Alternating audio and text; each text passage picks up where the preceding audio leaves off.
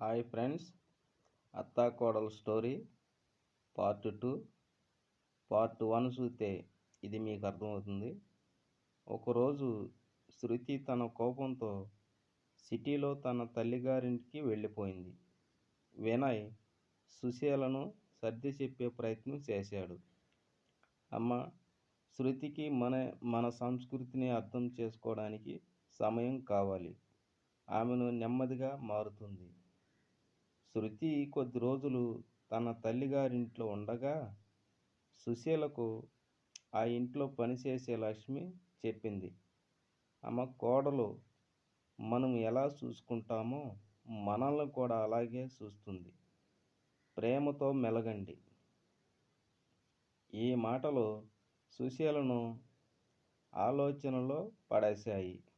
అలాగే శృతికి కూడా తన తల్లి నుండి ఓ సందేశం వచ్చింది.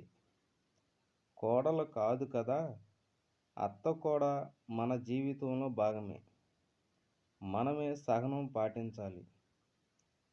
శృతి తిరిగి ఇంటికి రాగానే సుశీల తన దగ్గరికి వెళ్ళి ఆలింగనం చేసుకుంది.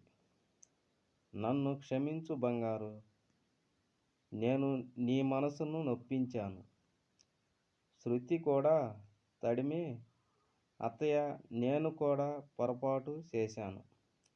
నీకు అర్థం కావడానికి ప్రయత్నించలేదు. ఇలా అత్తాకోడలు ఇద్దరూ ఒకరికొకరు అర్థం చేసుకుని ప్రేమతో పరస్పర గౌరవంతో జీవించసాగారు.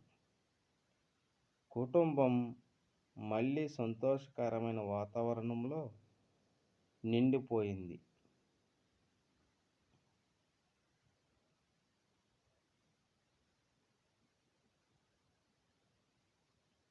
ఈ కథ కుటుంబ బంధాలను ప్రతిబింబిస్తూనే మనుషుల మధ్య అవగాహన, ప్రేమ, సహనం అవసరమని మనసును తాకేలా చెబుతుంది. హాయ్ ఫ్రెండ్స్, మరొక స్టోరీతో మీ ముందుంటాను. బాయ్.